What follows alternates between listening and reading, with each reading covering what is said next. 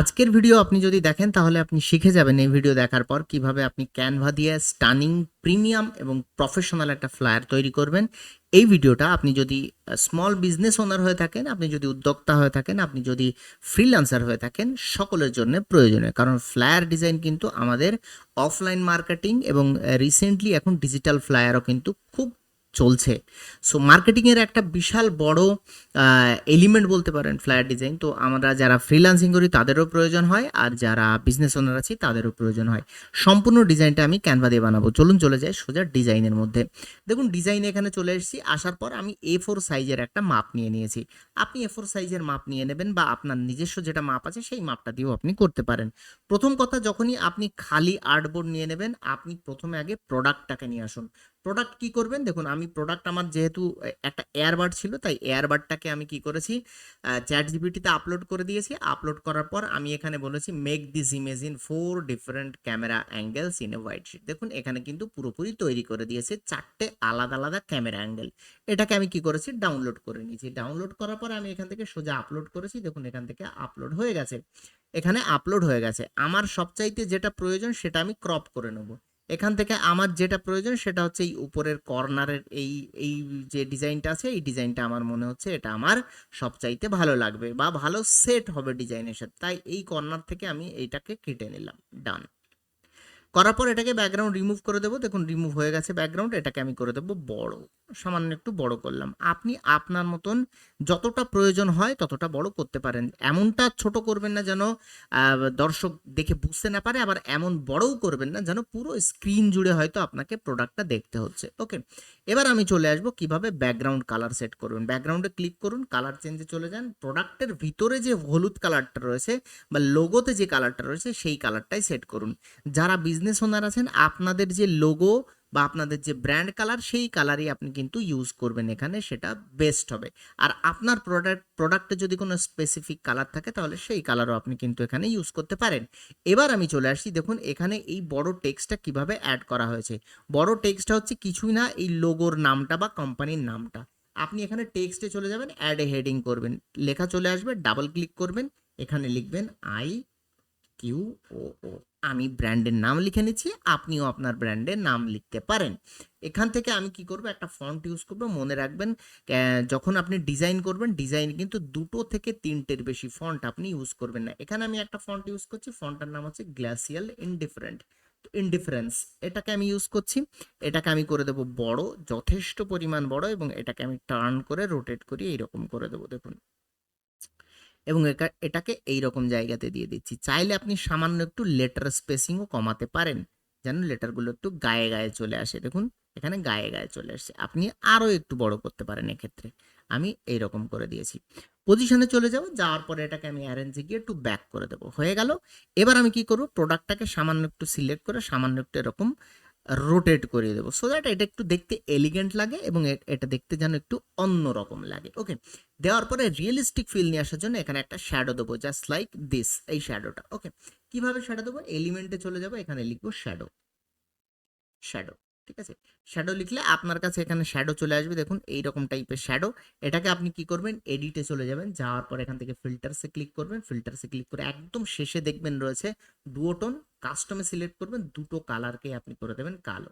হাইলাইটটাকেও কালো করবেন, শ্যাডোটাকেও কালো করবেন, ঠিক আছে।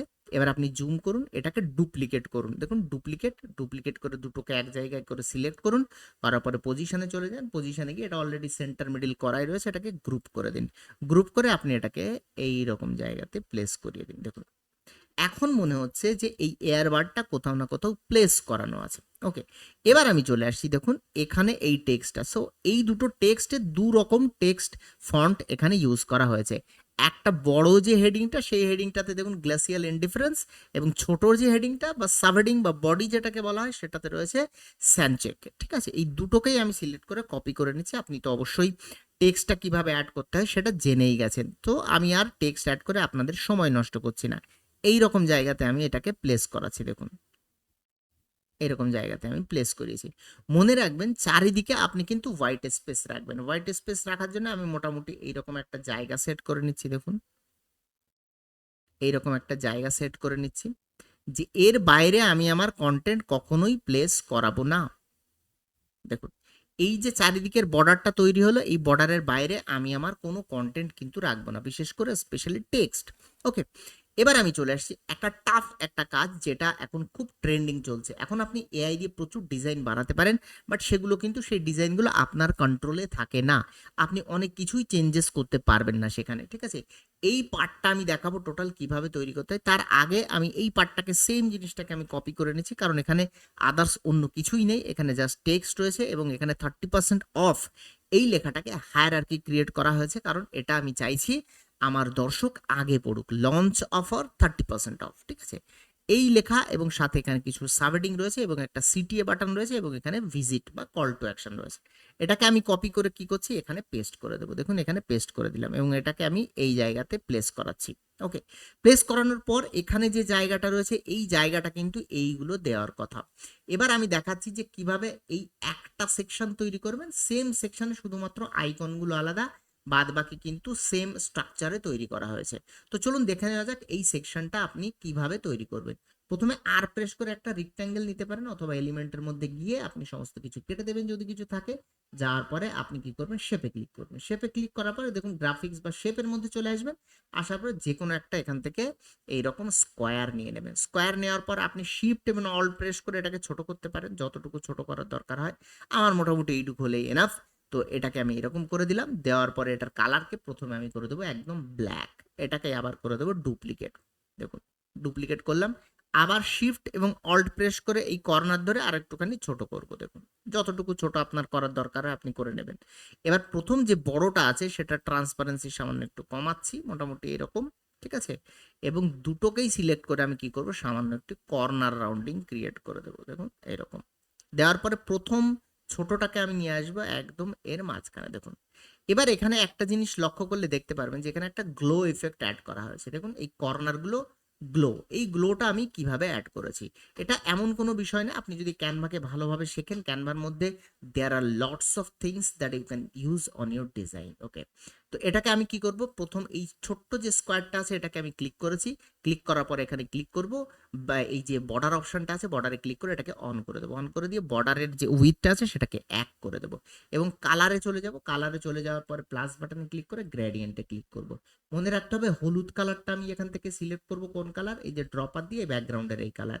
এবং এখান থেকে আমার আরেকটা এই কালো কালার এখান থেকে সিলেক্ট করব, আরেকটাকে করে দেবো কালো। দেখুন দুপাশে কালো, মাঝখানে হলুদ, এবং স্টাইলের মধ্যে 3 নম্বর স্টাইলটাকে আমি সিলেক্ট করে দেবো। দেখুন 3 নম্বর স্টাইল যখনই সিলেক্ট করলাম এই কর্নারগুলোতে গ্লো এফেক্ট তৈরি হয়ে গেল। এবার আপনার কাছে নিশ্চয়ই কন্টেন্ট আছে যে কোন কন্টেন্টে আপনি তৈরি করবেন, সেই কন্টেন্ট অনুযায়ী এখানে হেডিং, সাবহেডিং এবং ফিচার্সগুলোকে দিয়ে দিন। আমি এখান থেকে টাইম যেন বেঁচে যায় তার জন্য আমি এখান থেকে কপি করে নিচ্ছি এটাকে। দেখুন এখান থেকে আমি কি করছি, কন্ট্রোল V প্রেস করছি। দেখুন ভালো করে দেখুন এখানে আমি দেখতে পাচ্ছি যে এই বরাবর যদি আমাকে রাখতে হয় তাহলে এটাকে আমার আর একটু বড় করতে হবে। দেখুন বড় করে নিয়েছি, ঠিক আছে। এখন এটা সুন্দরভাবে আমি এখানে সেট করে নিলাম, এটাকেও সুন্দরভাবে এখানে সেট করে দিলাম। দেখুন পুরোপুরি। এবার আমি কি করব, এই পুরো জিনিসটাকে 5 বার ডুপ্লিকেট করব। কি হলো, প্রথমে আমি এগুলোকে সিলেক্ট করছি। দেখুন সিলেক্ট করার পর এখানে গ্রুপ করব, গ্রুপ করে এটাকে একবার ডুপ্লিকেট করলাম, দুবার, 3 বার, 4 বার। এবার ওপরে আর একবার দেব, কিন্তু তার আগে আমি কি করব, এইগুলোকে সিলেক্ট করে আমি একটু ওপরের দিকে নিয়ে যাব, কারণ আমার নিচের দিকে জায়গা অনেক কম। আমি একটু উপরের দিকে নিয়ে যাচ্ছি এবং এটাকে সিলেক্ট করে আমি কি করব, এটাকে আবার একবার ডুপ্লিকেট করব। দেখুন ডুপ্লিকেট করা হয়ে গেল। এইগুলোকে আমি সিলেক্ট করব, সিলেক্ট করে সামান্য একটু ওপরে নিয়ে যাব। দেখুন ওপরে নিয়ে গেছে। এখানে প্রোডাক্ট এবং শ্যাডোটাকে সিলেক্ট করে সামান্য একটু ওপরে নিয়ে যাচ্ছি যেন লেখা থেকে একটু দূরে থাকে, ঠিক আছে। দেখুন প্রত্যেকটা কিন্তু এখানে আমার সেট হয়ে গেছে। এখন এগুলোকে সিলেক্ট করে আমি করে দেবো আনগ্রুপ, কারণ প্রত্যেকটা জিনিস আমাকে চেঞ্জ করতে হবে। এখন আপনি যদি মনে করেন যে উপরে লেখাগুলোকে আপনি চেঞ্জ করবেন, চেঞ্জ করতে পারেন, যেমন আপনার কন্টেন্টে যেমন আছে। এবার আমি এখানে আর লেখাগুলোকে চেঞ্জ করছি না, কারণ এগুলো আপনারা চেঞ্জ করে নিতে পারবেন। আমি দেখাই কিভাবে এই আইকনগুলোকে অ্যাড করবেন। মনে করুন এখানে লেখা আছে প্রো গেমিং মোড, তাহলে আপনাকে এলিমেন্টের মধ্যে সার্চ করতে হবে গেমিং, ঠিক আছে, গেমিং। গেমিং লিখে সার্চ করতে হবে, গ্রাফিক্সে চলে যাবেন, দেখুন এই আইকনটা আমি ইউজ করব। এই আইকনটার কালার দেখুন উল্টো পাল্টা কোনো কালার ইউজ করবেন না, যে ব্র্যান্ড কালার আপনি ফলো করতে করতে আসছেন সেই ব্র্যান্ড কালারটাকেই এখানে ইউজ করবেন। তো এটাকে আমি ছোট করছি আরো, দেখুন এরকম ছোট একদম মিডিল বরাবর বসে এটাকে সামান্য একটু রোটেট করিয়ে দিলাম। প্রথমে হয়ে গেল প্রো গেমিং মোড।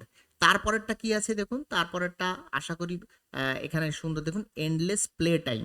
ঠিক আছে, এন্ডলেস মানে আনলিমিটেড, বা যেটাকে আমরা বলি ইনফিনিটি। ঠিক আছে, তো ইনফিনিট আমি যদি সার্চ করি দেখুন,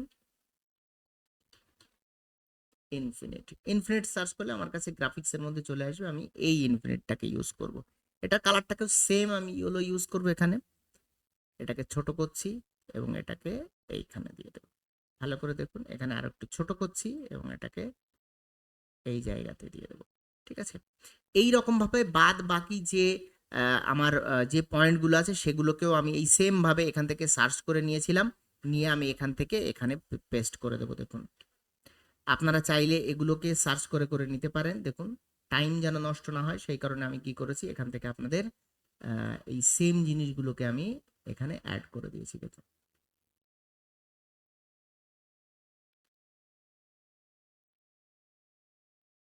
আচ্ছা, কটা হলো? 2 3 2 5। এই যে এই জিনিসটা কিন্তু এখান থেকে বাদ যাবে, কারণ 6টা পয়েন্ট না, আমার কাছে 5টা পয়েন্ট। এগুলোকে আমি একটু নিচে নিয়ে চলে আসবো, ব্যাস। দেখুন 5টা পয়েন্ট আমি তৈরি করে ফেললাম এবং এখানে আপনি কালারগুলোকে চেঞ্জ বা এই টেক্সটগুলোকে চেঞ্জ করে ফেলবেন। এবার আমি যে জিনিসটা দেখাবো সেটা হচ্ছে ব্যাকগ্রাউন্ডের এই যে গ্রাফিক্সটা আমি কিভাবে অ্যাড করেছি, এই গ্রাফিক্সটা। ঠিক আছে, এগুলো প্রিমিয়াম ফিল নিয়ে আসার জন্য করতে হয়, সব সময় মনে রাখবেন আপনার গ্রাফিক্স যত মিনিমাল করতে পারবেন সে জিনিস তত প্রিমিয়াম হবে। এআই দিয়ে ডিজাইন তৈরি করা কিন্তু এখন একদম সহজ হয়ে গেছে, কিন্তু তার মধ্যে প্রিমিয়াম কোয়ালিটি ভাব কিন্তু দেখা যায় না। আপনিও আজকে যে ডিজাইন তৈরি করছেন সেই সেম ডিজাইন, সেম ভাইবস প্রত্যেকটা এআই দিয়ে যারা ডিজাইন তৈরি করছে সেম লাগছে, তার কারণ একটাই, নিজস্ব টাচ নেই, মানুষের টাচ নেই, যে কারণে প্রত্যেকের এআই ডিজাইন, প্রত্যেকের চ্যাট জিপিটি দিয়ে তৈরি করা ডিজাইন একদম সেম টু সেম মনে হচ্ছে এবং সেটা আনরিয়েল মনে হচ্ছে। ওকে, তো এই জিনিসগুলো করার জন্য এই ব্যাকগ্রাউন্ডে যে গ্রাফিক্স, সেটার জন্য আমি চলে যাব টেক লিখবো, এলিমেন্টের মধ্যে টেক লিখবো, গ্রাফিক্সের মধ্যে চলে যাব এবং একটু নিচের দিকে আসলে আমরা দেখবো টেকের যে ওয়েবগুলো আছে সেই ওয়েব। ঠিক আছে, এই যে ওয়েব, এটাকে আমি কি করব, এডিটে চলে যাব, এডিটে যাওয়ার পরে সেই সেম জিনিস ফিল্টারে চলে আসব, ফিল্টারে চলে আসার পর আমরা চলে আসব ডুওটোনে। দেখুন ডুওটোনে চলে এসেছি, ডুওটোনে কাস্টমে ক্লিক করে এই যে হাইলাইট এবং শ্যাডো আছে দুটো কালারকে আমি করে দেবো কালো, দেখুন কালো হয়ে গেল। এটাকে আমি কি করব, এবার আমি এটাকে বড় করব, কারণ আমার যে কোনো একটা পার্ট দরকার, সমস্ত পার্ট কিন্তু আমার প্রয়োজন না, আমার মোটামুটি এই রকম একটা পার্ট দরকার। ঠিক আছে, করার পরে আমি এটাকে পজিশনে চলে যাব, গিয়ে একটু ব্যাক করব এবং এর ট্রান্সপারেন্সিটাকে আমি করে দেবো একদম জাস্ট লাইক দিস, সামান্য একটু বোঝা যাবে এমন। ঠিক এটাকেই আবার ডুপ্লিকেট করছি, দেখুন ডুপ্লিকেট করে এটাকেই আমি কি করব, আবার রোটেট করাচ্ছি এরকম, আপনি আপনার মতন করে রোটেট করাতে পারেন এবং এটাকে এই রকম জায়গাতে দিয়ে দিয়েছি। দেখুন এটাকে একটু ব্যাক করে দেবো একদম নিচে। এবার যদি আমি আপনাদের কাছে বড় করে দেখাই এই জিনিসটা, দেখুন আপনাদের সামনে তৈরি করলাম একদম ক্যানভা দিয়ে প্রিমিয়াম লেভেলের একটা ফ্লায়ার ডিজাইন। এআই দিয়ে আপনি প্রচুর কিছু তৈরি করতে পারেন, কিন্তু আপনি কখনোই দেখবেন না এআই দিয়ে ক্রিয়েটিভিটি করা যায়, বাট যখন ম্যানুয়াল টাইপিং এর কাজ আসে বা ম্যানুয়াল এই যে টাইপোগ্রাফির কাজ বা ম্যানুয়াল এই যে ডাটা ইনপুটের যে কাজগুলো হয়, যেগুলো আপনি আপনার লেআউট অনুযায়ী সাজাবেন, যেমন আমার যদি মনে হয় এই প্রোডাক্টটাকে সামান্য একটু এই দিকে সরিয়ে দেবো, বাদ বাকি কন্টেন্ট এখানে দেবো, আমার যদি মনে হয় এটাকে আমি এই জায়গাতে দেবো, যে কোনো খুশি এই যে ফ্রিডমটা, এটা কিন্তু প্রম্পট দিয়ে তৈরি করা সম্ভব নয়। আর আপনি কোনো ব্র্যান্ডের যখন এলিমেন্টগুলো দেখবেন বা কোনো ব্র্যান্ড বা কোনো ভালো দামি ব্র্যান্ডের যখন এই এই ধরনের এই যে মার্কেটিং ম্যাটেরিয়ালসগুলো দেখবেন, সেখানে কখনোই তারা কিন্তু এই জিনিসগুলোতে কম্প্রোমাইজ করে না, এআই ইউজ করে না। এআই দিয়ে হয়তো এই ভিজুয়ালসটা তৈরি করে যেমন আমি তৈরি করেছি, এটার কিন্তু আলাদা অ্যাঙ্গেল তৈরি করতে আমার এআই সাহায্য করেছে। সো এআইকে আপনার অ্যাসিস্ট্যান্ট মারান, বাদ বাকি ভয় পাওয়ার কিছুই নেই। ডিজাইনার যদি এআই শিখে নেয় তাহলে ডিজাইনার কিন্তু পুরো সেফ থাকবে। ওকে, আশা করি ক্লাস ভালো লেগেছে। আর আপনি যদি মনে করেন যে ঘরে বসে আপনি ক্যানভা 3 মাসের ক্যানভা শিখবেন, শেখার পর ঘরে বসে ইনকাম করবেন, আপনাকে আমন্ত্রণ জানাচ্ছি, এই মাসেই শুরু হতে চলেছে আমার গ্রাফিক ডিজাইনের পেইড ব্যাচ। ডেসক্রিপশনে একটা লিঙ্ক দেওয়া আছে, সেখানে আপনার নামটা অবশ্যই লিখিয়ে রেখে আসবেন।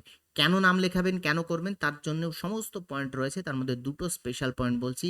ক্লায়েন্ট হান্টিং আমি দেখাবো কিভাবে আপনি গ্রাফিক ডিজাইন শেখার পর ক্লায়েন্ট পাবেন এবং অ্যাডমিশন ফিতে আপনার 4টে ইনস্টলমেন্টের ব্যবস্থা রেখেছি। এছাড়াও অনেক সুযোগ রয়েছে, লিঙ্কে ক্লিক করে অবশ্যই দেখে আসবেন।